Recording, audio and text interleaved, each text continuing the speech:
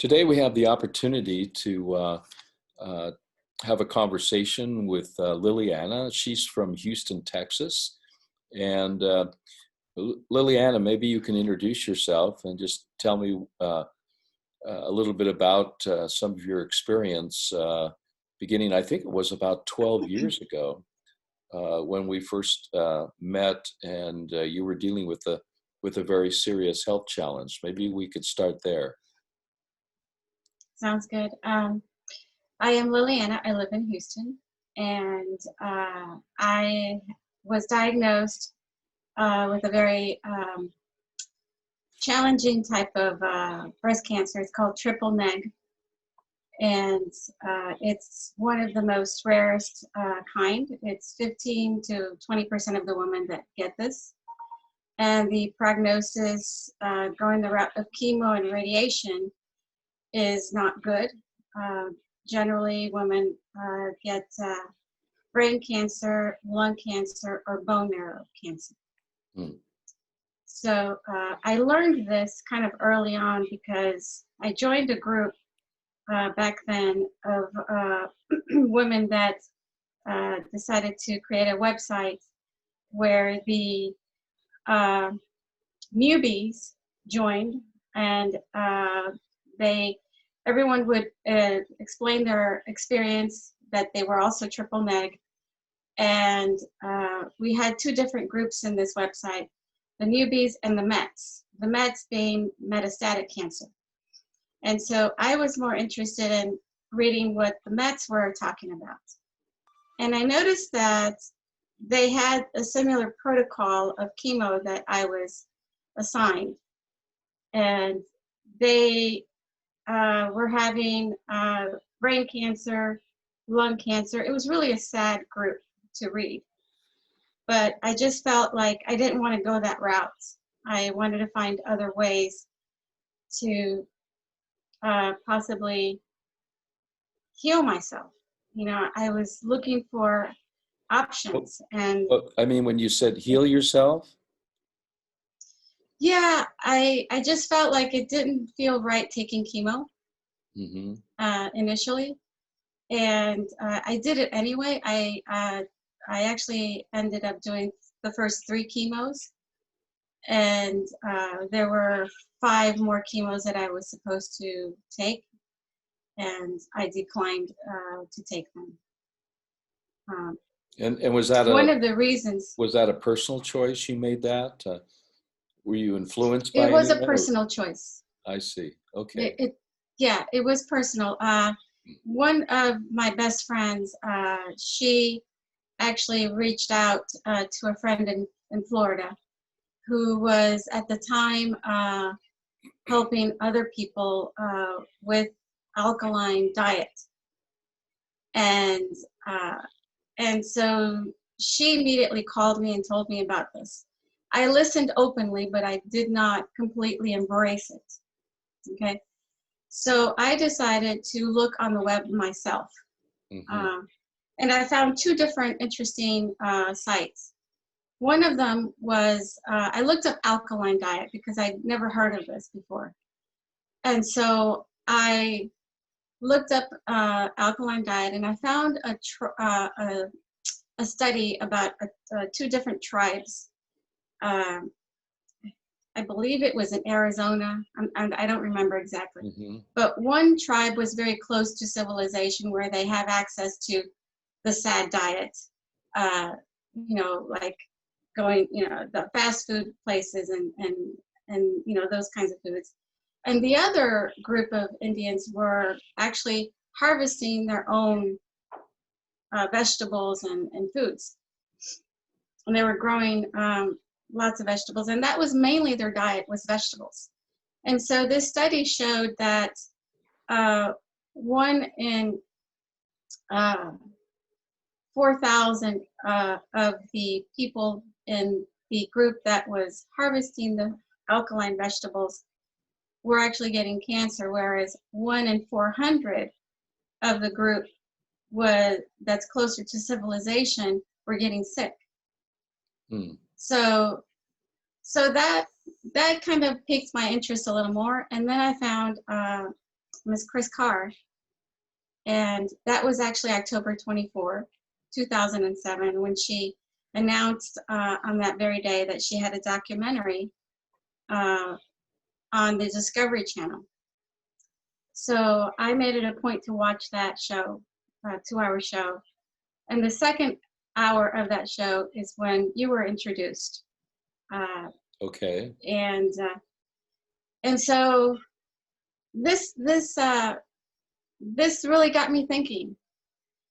So I mean, she was an extraordinary. Do you remember Chris Carr had a terminal cancer condition? It was Yes, also stage 4.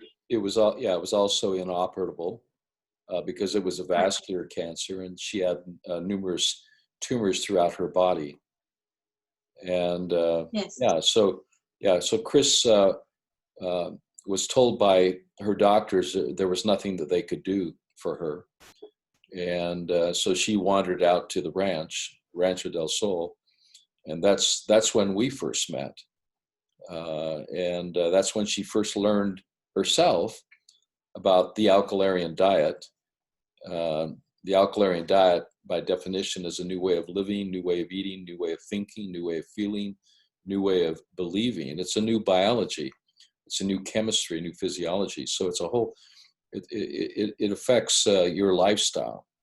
And so when Chris was there at the ranch putting together this documentary, she became, very interested and implemented what is called the pH Miracle Protocol.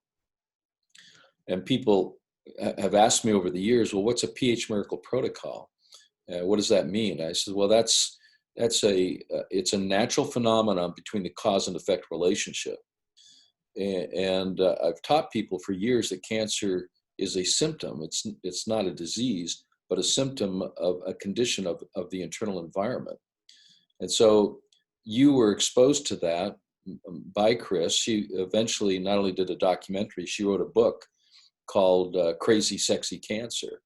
And and that I have a copy of that too. Yeah, that's been now, which wasn't hopeful, but when she first came, and she was definitely stressed out, probably like you were, thinking, wow, this is life ending, and there's no treatment for your condition. Was that the case with you? There was no treatment at all for your condition other than possibly chemotherapy? Well, Was anybody really surviving from that condition? that's the way I looked at it. I looked at it as kind of like a death sentence, because a lot of the ladies that were in that group that I was in were having symptoms that, years later, it was like 3 to 4 years later, where they were having brain cancer, lung cancer, bone marrow cancer. So, Liliana, was your condition only treatable by chemotherapy, or were you taking the chemotherapy in preparation for some type of surgery, or was surgery not an option? No, it was chemo. They wanted to first begin with chemo.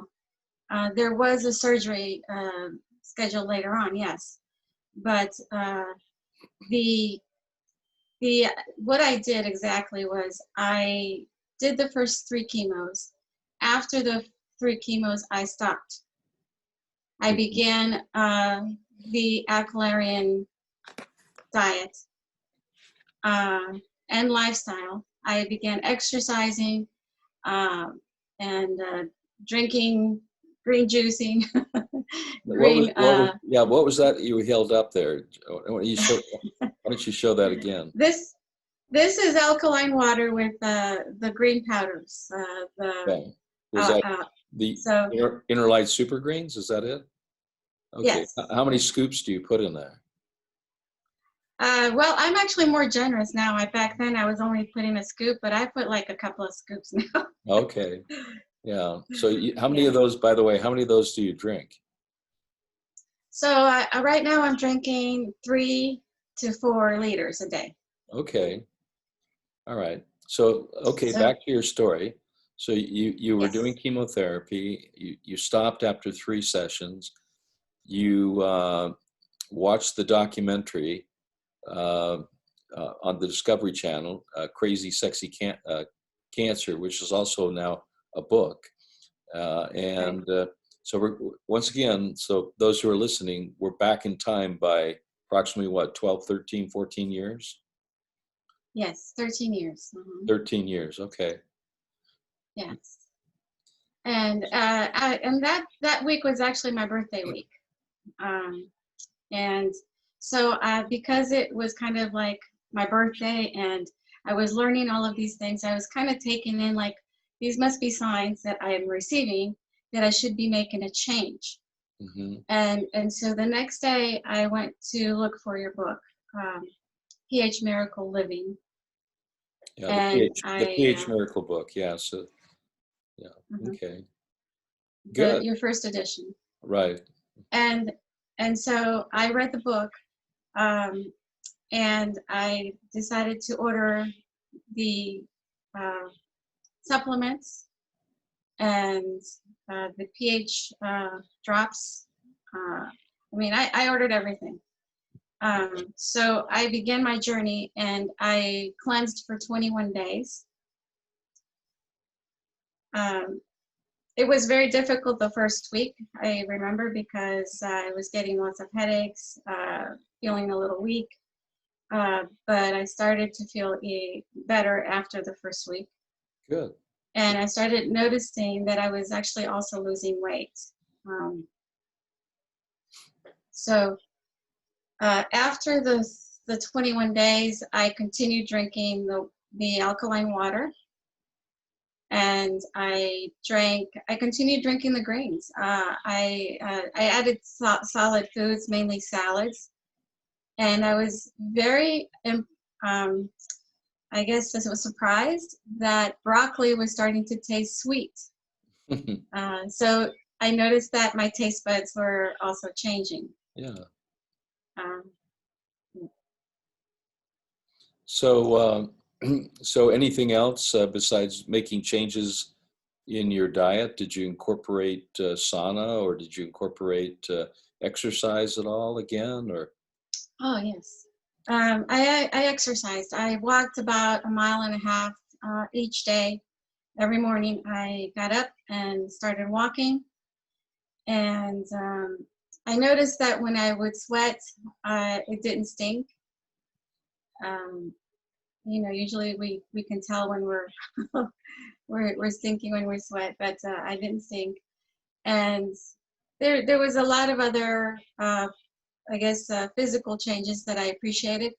For example, when I'd wake up in the morning, I had a very clear um, mind, um, hmm. Okay. and I I liked the fact that I was able to match my husband's sleeping patterns because he only sleeps 6 hours a day, and I was bright and ready to go in 6 hours. Yeah, sure. Yeah. Well, that's good. So Well, you seem like a very happy person and a very positive person, and this must have been a very difficult time for you. So as you were on the program, drinking your greens, drinking alkaline water, exercising, your anatomy started to change. You started losing acidic weight, or you know body fat from your body that generally contains the waste products that are not properly being eliminated, and you started to experience the signs of internal cleanliness, which your mind was clear, your energy went up, you had less time sleeping because there was less the body had to do to repair itself for the next day. So you ended up, any other symptoms that you ended up well, experiencing in a positive way, or even that a negative way? Any negative experiences from okay. doing this other than the change in food? Of course, you did mention that that your taste buds, broccoli started tasting sweet. That's good. Yes, yes, Yeah. yeah. I was very pleasantly surprised about that. Um, I would say the negative, I would receive negative reaction from my friends and family. Hmm. Uh, and because I was feeling better mentally and physically, I know that something right was going on in my body. Right. So I had to follow that and basically mentally reject what they were saying. Um, but they were concerned that I was losing so much weight. Even my doctor was too. So, and I want to add that a lot of people would ask me, well, don't you feel hungry, while eating the greens and drinking alkaline water during your cleanse? And I said, no. I mean, actually, I think we eat way too much Hmm. uh, with respect to, eating regular foods that, we were raised to eat, you know. So um, I believe that, I think it's a challenge to begin this approach, the alkalarian lifestyle. Uh, but because I'm on it again, to be honest, because the following 5 to 6 years, I continued the alkalarian lifestyle. Yes. And in the last 5 years, I've kind of slipped, and I didn't do well. You know, I started gaining back the weight, and um, I started feeling, maybe some symptoms that were not right. And most recently, I decided to go back to the doctor because I did have regular checkups, regarding my cancer. Hmm. And but in the last 4 years, to be exact, I didn't go back.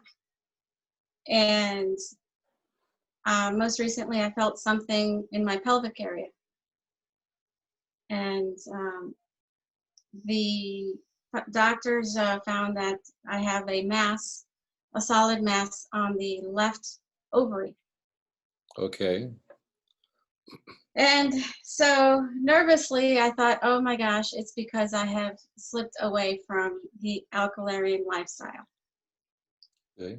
And this is when I decided to reach out to you because I just felt like I needed a boost, you know, mentally, because I was like in a down side of this, Okay, I'm facing this challenge again. I did test BRCA1 positive, which means that uh, there's a 40% chance that I won't get ovarian cancer, and there's a 60% chance that I would. We don't know if this solid mass is malignant or benign, but the doctor wants to remove it. Um, and that was last Tuesday when I met with the doctor. So, I'm sorry, last Monday. And so today is Monday, a week later, and I'm on my 6th day of my 21 cleanse. Okay. How are you doing? Uh, How's it feeling? I've actually lost 5 pounds Okay. uh, to start with. Uh, I have clarity when I wake up in the morning. So that's I returned. wake up, that's returned. And it's interesting how the body kind of remembers uh, the cleansing, because it kind of gets back into that momentum, at least for me. And I'm feeling much more positive. I feel that this is definitely the right approach, because I want to add that 12 years ago or 13 years ago, when I had that surgery, I did have a surgery. Um, they removed the breast tissue, and about a month later, the doctor that removed the breast tissue and took it to the lab, he wanted to meet with me privately, not at the clinic, but at his office. And he said to me, Liliana, off the record, what have you been doing? And I asked him, "Well, why are you asking me this?" And he said, "Well, there was no cancer in the breast tissue, and I didn't have to take out any lymph nodes." And it just gave me like one of those um, internal, like vibration kind of feelings inside me, you know. And I wanted to tell him everything that I did Yeah. because I was really excited to hear that, you know. So it just really confirmed that this second opportunity that I have to improve the way I eat, improve the way I live, is right now in the present. Well, Uh, that takes a lot of courage, Liliana, especially with all the peer pressure, family pressure. I mean, how is that going? Is that getting better because of your previous experience, as far as making a decision to take a holistic, natural alkaline approach, than actually treat a specific symptomology? yes, I think about a 75% chance for my husband that he's supportive because he's seen me through the alkalarian style, you know, 13 years ago. And he was actually concerned back then. He couldn't believe that all I needed to eat was a green juice and water throughout the day. He wanted me to eat protein. He wanted me to, you know, get some calcium from the milk. He just felt like I was depleting myself of nutrients. I see. Uh, and today he's actually a little bit more supportive. Hmm. Um, our son, because he's actually worked at a juice place before, he's actually seen people walk into the door of the juice place going through cleanses, you know, and doing cleansing and healing themselves in their journey. So he's familiar with this. Our daughter is not 100% there at all. So, but I hope that one day she will understand and learn what I'm doing more. Um, So your son, I hope that for her. yeah, your son experienced a health challenge. He ended up with symptoms associated with the coronavirus, and and he was isolated for a while. And what happened? What happened there? Didn't you support him in what he wanted to do? Yes, yes. So I bought 9 bottles of juice every O- day for Okay. 5 or 6 days, and he drank green juices every day. And after the second day is when he realized the symptoms were gone. Yeah. So what you're saying is the symptoms. Correct me on this, but what what I learned from him, and by the way, we had an interview with him. So if you want, you can watch and listen to his own words. But he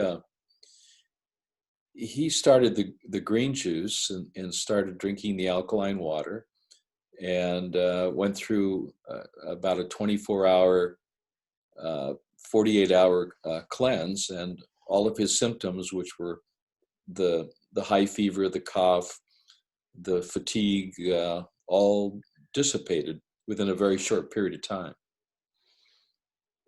Is that your understanding, or? Yes, yes. And Yeah, I delivered them daily in the morning. yeah. Well, he was doing like, Just to see him. yeah. So everything that he was eating was in a liquid state. It was in a pureed state. Yeah. What I told him was that we need to deprive the virus, basically. And Mhm. by doing that is just giving yourself green juicing, you know. And because he was familiar with this, he was able to embrace this approach. Yeah. Well, for those who are listening, basically what is happening for all those who were going on this approach, you're actually changing the internal environment of the body fluids, and not just the vascular fluids, but the fluids that surround the cell, which are called the interstitial fluids. And those fluids, of course, become acidic because the blood, the vascular system, as well as the cells, when they produce, or when they're using energy, they produce waste, and that all goes into that fluid for elimination. The organ's called the interstitium, and it holds that waste until it can remove it through the elimination organs, like through sweat or through urination. And when you're eating and drinking the greens, you're actually altering the pH and increasing the alkalinity. So you're doing several things. One, you're increasing the pH, which has been lowered. So you're hyperperfusing alkalinity. At the same time, you're eating foods, green foods, that help to build healthier blood, because blood is basically made out of chlorophyll, oil, water, and salt. And chlorophyll, the purpose of this is to increase the amount of that particular molecule, because it's identical to hemoglobin. And hemoglobin, other than the center atom on the chlorophyll, that's the only difference, iron versus magnesium. But the bottom line is when you're building more blood and building more hemoglobin, the body can better, minimize or reduce the acid loads that come from metabolism or come from diet. And so you were reducing the acid loads to the fluids of the body by changing your diet.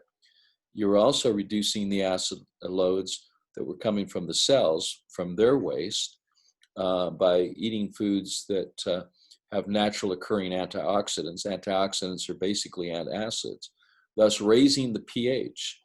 And this is a very effective way. That's why those during the so-called flu season, if you take like 50 milligrams of zinc, if you start alkalizing, not only can you prevent the symptoms of forced expulsion, and that's what a fever is. That's what a flu is. The fever is the body removing or pushing out waste products through the pores of the skin. So the fever is actually good. It's the body's way of pushing waste out through the pores of the skin, which the skin is the third kidney. And if it doesn't come out through there, then it's going to come out through urination. So increasing alkalinity increases the support of the alkaline design of the body. So I wanted people to understand that.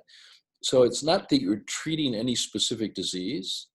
What you're doing is you're supporting the alkaline design of the body so that the cells can function in its most ideal state. Because as the metaphor that you learned about in the pH Miracle book, fish, when they swim in the ocean, are only as healthy as the water they swim in. And of course, that's a saline solution, much like our own cells, so very similar. And of course, when pollution builds up, rather than treating the fish, when you focus on the environment, contextually, this, I believe, is the correct way to manage and maintain a good health.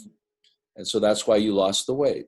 The weight you're losing is metabolic and dietary waste that is built up because the body didn't eliminate that. You were giving the body enough fluid or alkalinity to deal with that. So it ends up in the connective tissue, i.e. the fatty tissue. So losing weight is, the body doesn't necessarily just give off weight. It only does that if it doesn't need to continue to hold on to that weight, because you're now altering the environment. So you shed that off as a result of a change of the environment. And this is why it works. And that's true with any type of mass. In this case, a solid mass is an encapsulation of morbid cells. It's not that that's a cancer condition, using it as a noun. It's the body's way of trying to heal itself and protect itself.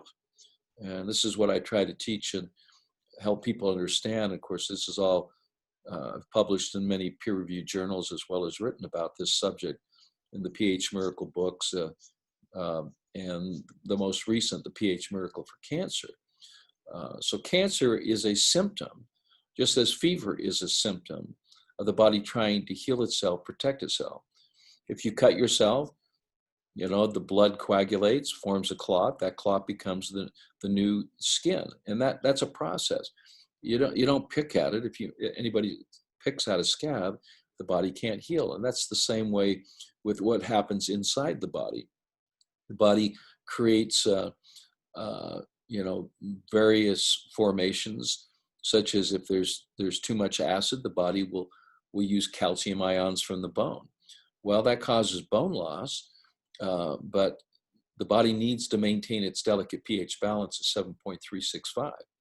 So this is why you're having such great results in such a short period of time.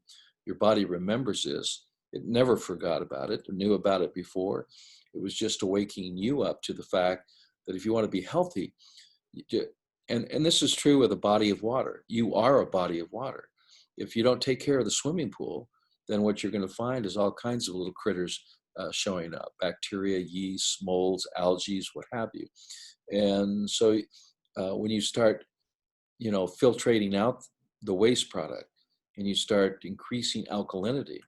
So my question is how are you monitoring this? Are you testing the pH of your urine? Yes, I am testing the pH of the saliva and the urine. So what's happening there? Because so people know out there listening, the urine is a direct product from the fluids that surround every cell. And that's 80% of your extracellular fluids. When you go to the doctor, they only test 20% of it. So when you're urinating and testing the pH, the ideal pH should be around 7.8 to 8.4. But in your particular condition, 8.4 would be ideal. But when you're in a cancerous condition, you can test your urine pH. You're going to be down about 5.5, but around 6. And of course, this is a representation of why you have the condition of a cancerous condition, which is just a stage of acidosis. So what did you find? What did you find with your pH? I'm sorry, my dog is barking in the background. Yeah, that's okay. He's just happy to see you. Well, let me step for a minute. Okay, I'll talk to the folks here. Okay, sounds great. Thank you. Anyway, until you can come back, Liliana. Anyway, so cancer is not a noun. It's not like a cat or a dog. It's actually an adjective. It's expressing what's happening in the body. Cellular breakdown is a result of its environment. And so, and that's true with the so-called viral condition. The viral condition is a state of acidity. In fact, the word virus in Latin means poison. So when we remove the poisons out of our body, we preserve the integrity of the cell. And such as in the work of Alexis Carrel, who did this work in the early 1900s. After his death, he received a Nobel Prize in the 60s, some 50 years later. And what Alexis Carrel discovered was that the human cell that makes up our organs can live forever if you manage and maintain the environment. That's what he did. He changed out to remove the waste, changed out the fluids every 72 hours, and infused in alkalinity and the major electrolytes, which are sodium, magnesium, calcium, and potassium. And he is known and received his Nobel Prize after his death for being the father of modern day transplantation. And in his experiment, he was able to keep a heart alive indefinitely. In fact, he did this experiment for 20 years, where he would change out the fluids every 72, renew the fluids, and he would also have to carve the heart down because cells kept dividing and growing. And he eventually pulled the plug, and of course, this was the evidence of organ harvesting, that you could receive a heart or a lung or a pancreas or a liver and preserve, or a kidney, and this and replace that and keep it alive, and then replace that as a donating organ to restore life again for someone who needed that particular transplant. But what he discovered is quite significant, that life and death is a choice. And if we want to experience, extraordinary health and energy and vitality, rather than focusing on the symptoms, which is classified by conventional medicine as disease, we focus on restoring the alkaline design of the body's fluids. And this is exactly what Alexis Carrel did, proving out that life can continue if you're focused on that. And that's what happened for Chris Carr. Chris Carr is alive today, some 17 years after her diagnosis. And the best news that she received was that there's nothing more that we can do for you. We cannot treat this condition. It's systemic, it's vascular. We can't remove tumors because if we try to remove those, you would bleed to death internally. And this was not an option. And so she was advised by her doctor to seek other options, and this is what she did, and this is why she ended up at the ranch, and this is why she's alive today. And you've been the benefactor of that knowledge and it's more than just alkalizing, it's understanding the science of why you're doing that. And so you were testing your pH of your urine, and what did it test out at initially? Well, 13 years ago, when I first tested my urine, it was a 5. And after the 21 days, it was kind of like about a 7.5. Mm-hmm. And after 2 months, I think it was closer to 8.5. And that is the ideal pH for health, is pushing alkalinity. And one of the products I developed to help people to do that is called 4 salts. And when the pH drops below that ideal level, you take a scoop of 4 salts and you put it in water and drink it. Are you doing that now, or? Yes, I actually take 4 salts first thing in the morning, and in between my smoothies, my green smoothies. Mm-hmm. I do that. And it does help the urine. Now, the saliva shows a different pH. The saliva is still showing 6.5 right now. Okay, well, that will change. The saliva, just so people know, the saliva is your potentiality for alkalinity. It's actually a measurement of your reserves. So, the reserves, of course, the salivary glands secrete sodium bicarbonate, which is one of the major ingredients in 4 salts.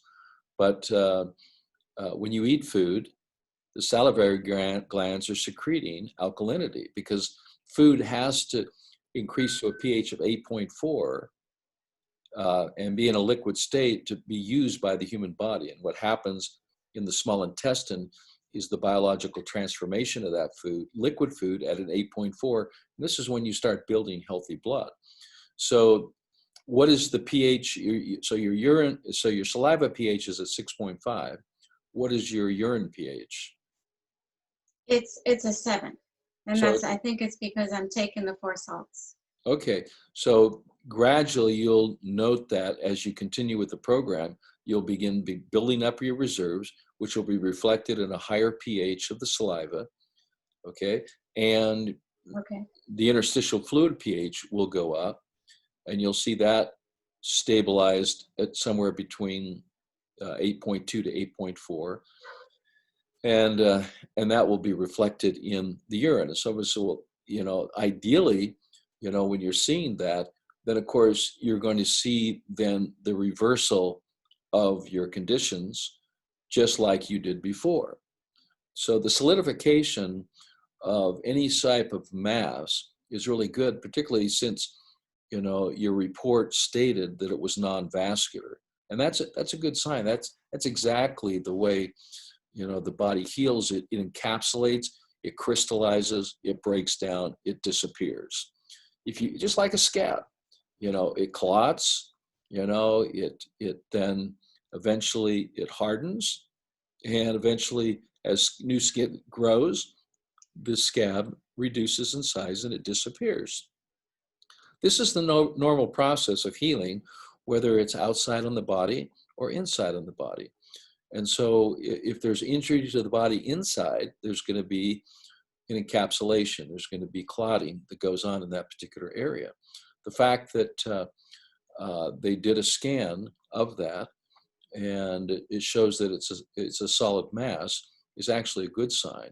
Of course, it's very important for you to continue, you know, with your appointments with your doctor, you know, to follow this, regardless of what plan you're doing. It's important, you know, to have that support. So I want to recommend that to you as a suggestion that you ought to continue with your appointments with your doctor. Is this the same doctor that saw you before 12 years ago, or is this a new doctor? It is a new doctor. It's a different doctor. Okay, so he'll have a new experience too with you. So, all right. So you're working on this day by day. You're in the process again. You helped your son. He's doing great now, and he was able to reverse his conditions by improving the alkalinity. And that's the same basis that hydroxychloroquine works.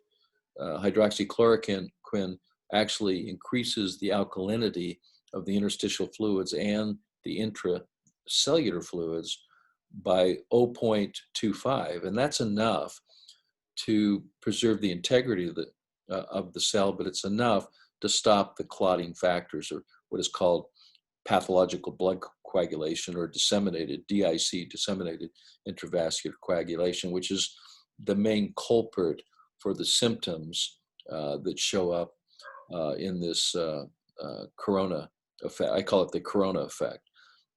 So what else can you share with us that's on your mind that may be helpful to those who might be watching this video?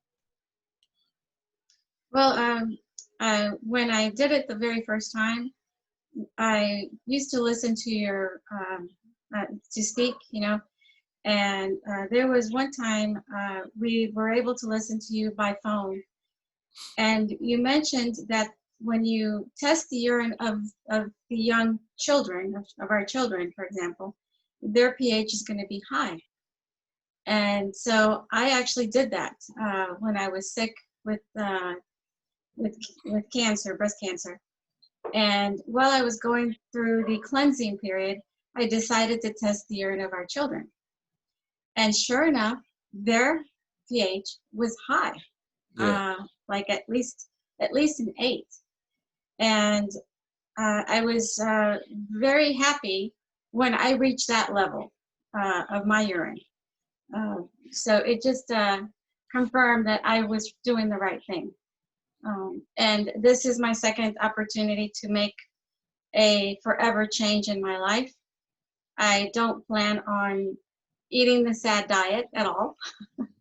That's SAD. So those who are listening, SAD diet is an acronym that stands for the Standard American Diet, which is highly acidic and highly toxic, and why you know, obesity and heart disease and cancer and diabetes is quite prevalent here in the United States.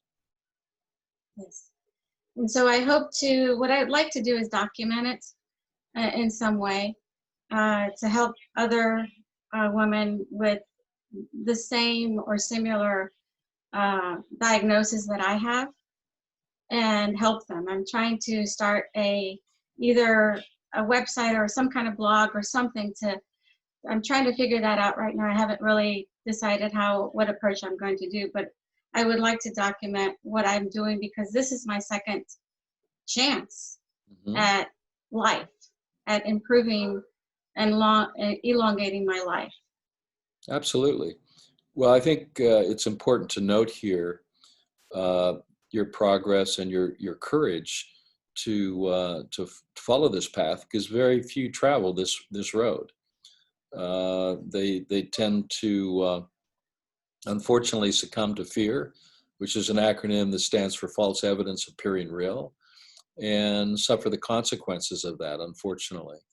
But you know, prevention is the best treatment that anyone can do, and you can do that with what you eat, what you drink, what you breathe, what you think, what you feel, and what you believe.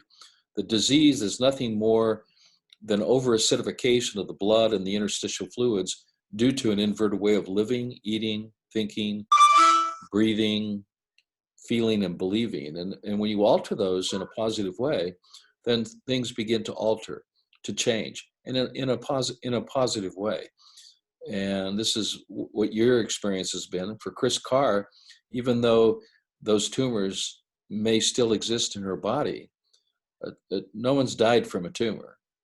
They die from the acidic condition that's really not ever addressed, particularly in Western medicine.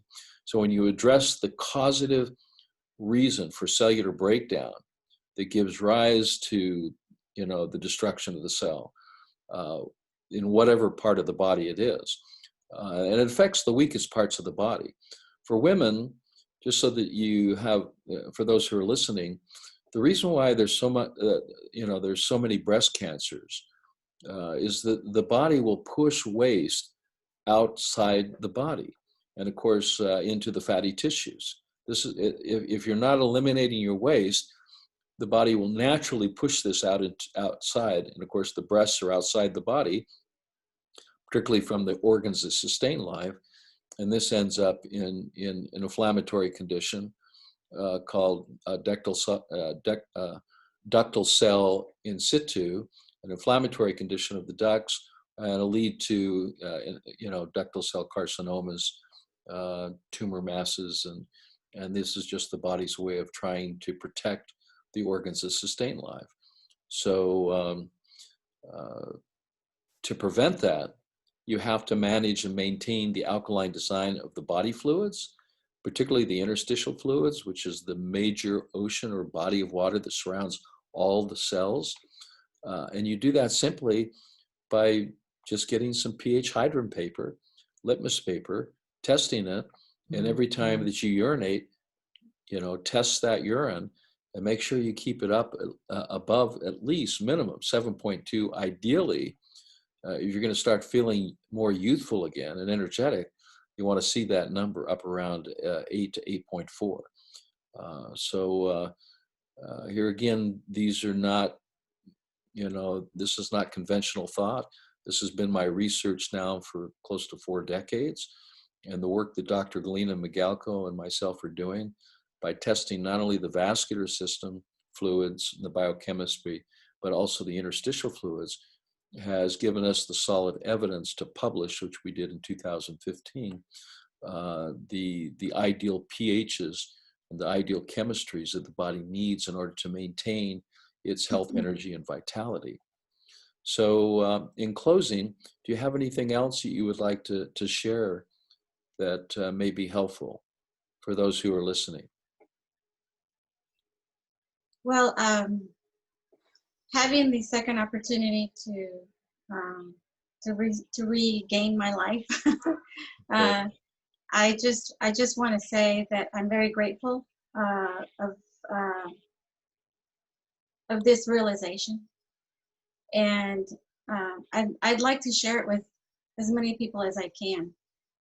I actually shared it with one of my friends who is a doctor. He's an internal medicine doctor. And I asked him, how long does it take for red blood cells to rejuvenate? And he said 90 days. Mm-hmm. And I said, well, that's how long I plan to get another test and see where I'm at with my condition now. He suggested that I have the ovaries removed. And I told him I'd like to wait 90 days because I know that in 90 days, as it was back then, 13 years ago, it's really what it took, maybe even less. I don't know. A lot of people say that they are healed within 2 months, um, but that's what I'm going to do. I'm going to go back to the doctor in 90 days and have another checkup.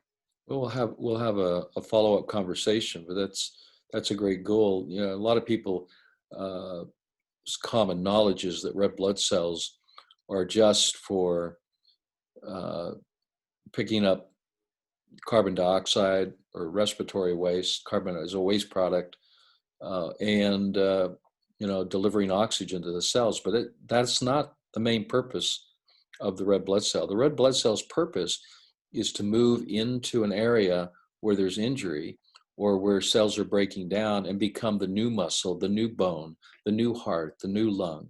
So red blood cells differentiate into skin cells, into brain cells.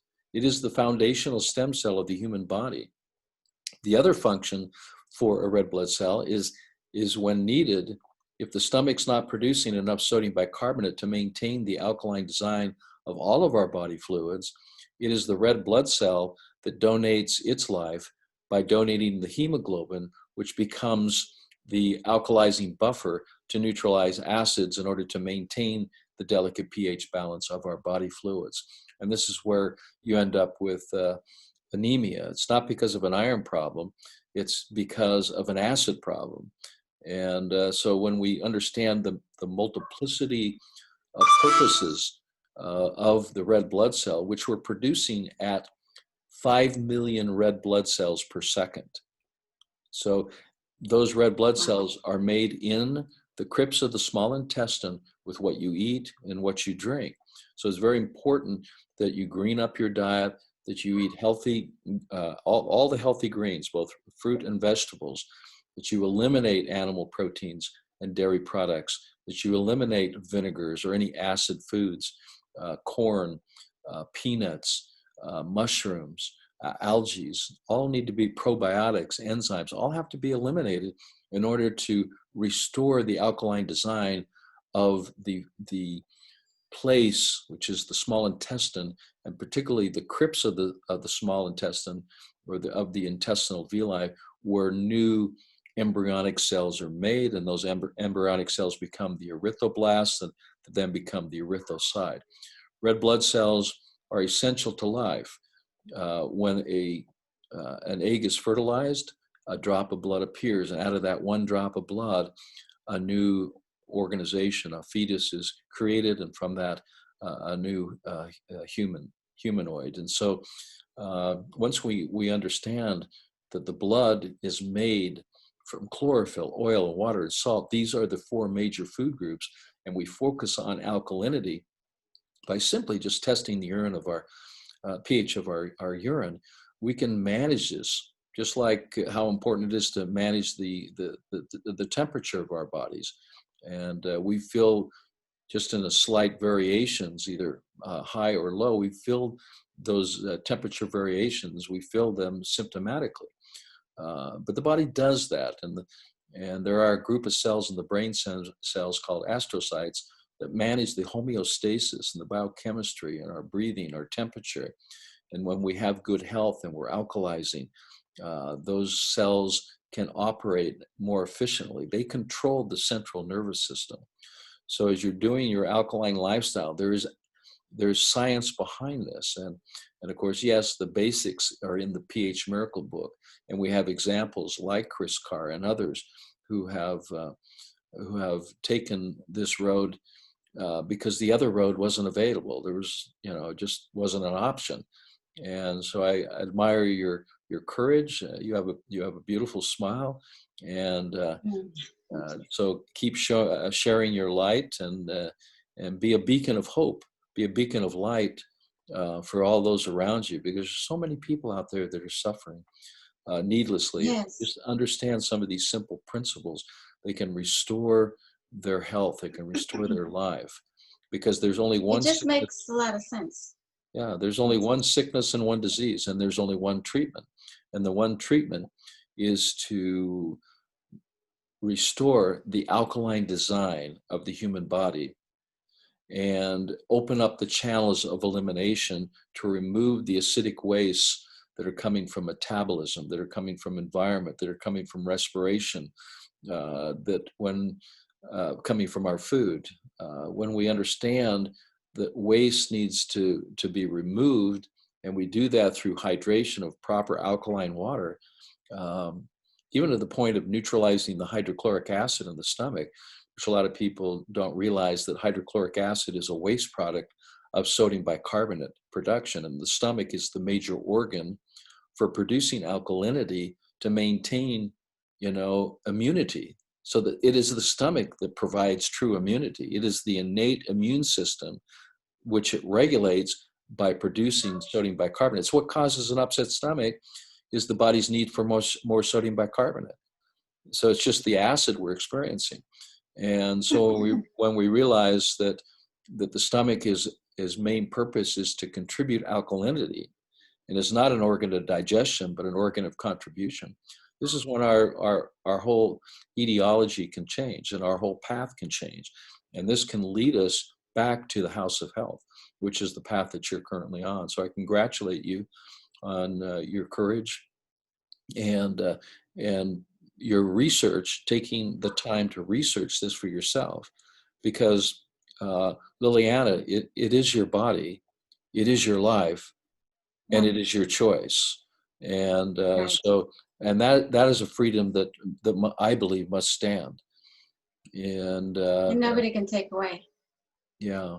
So thanks again for for your example and for your courage, and for sharing this morning your path, your experience, and particularly dealing with some very serious health challenges in a holistic, natural way. I'd like to thank you, Dr. Young. You have been a teacher, and I am just overwhelmed with the opportunity to be able to speak with you today, and the knowledge that you have shared. I believe you to be a light. Mm-hmm. Thank you. So I'm very humble right now, because it is a humbling experience to go through this the second time around, and may this be the very last, because I have no intentions of returning back to eating what I ate, the acidic lifestyle that I had. And I do appreciate knowing of you in my life. I really do. Thank you, Liliana. It's a pleasure to know you too, and I'm proud of what you're doing, and I'm glad that you're following your heart and what you feel is right, and that's important, whatever it might be. But you're going to get good results. You're already having results now, and that will continue as you continue to focus on managing your internal oceans and rivers and streams and keeping them flooded with alkalinity. And yes. and you'll be able to measure that by testing the urine pH. So keep up the good work, and God bless you and your family, and God bless you too. All right. And your family. Great. Thank you so much. Thank you, Liliana. All the best, and talk to you soon. Thank you, Dr. Young. All right. Bye-bye. Thank you. Bye.